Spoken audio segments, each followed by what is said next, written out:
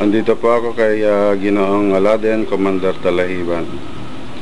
At aking kakapanayamin siya kung ano ang nasa sa loob niya hinggil sa nangyayari sa bayang ito. Pero nagpe-paint din ko. Ginoong Aladen, ano po bang masasabi niyo sa nangyayari sa sining dito sa bayang ito?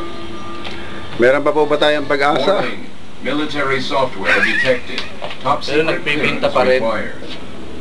Ayan po si Ginoong Aladen. Sinusundan po natin siya. At magpipinta siya ng kanyang sining. Si Ginoong Aladen ay talagang nagsiseryoso na sa kanyang nais laking ilikhaing sining. Ayan mga kaibigan.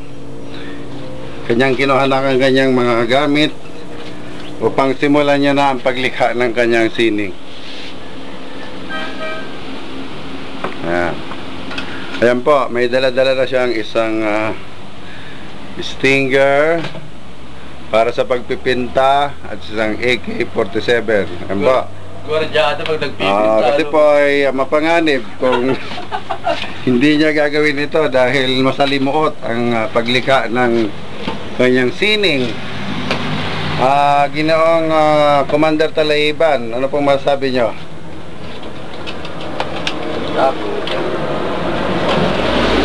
Ayan po, kompleto po ang kanyang mga paraphernalia. Isang paleta para sa larangan ng pagpipinta, isang Stinger missiles at isang AK-47 at naka-ready talaga na. At yan, meron po siyang brass. Kayo po, maaari po kayong matanong, Ginoong masyado kayong abala sa inyong mga nililikha. Wala ka na shot na pang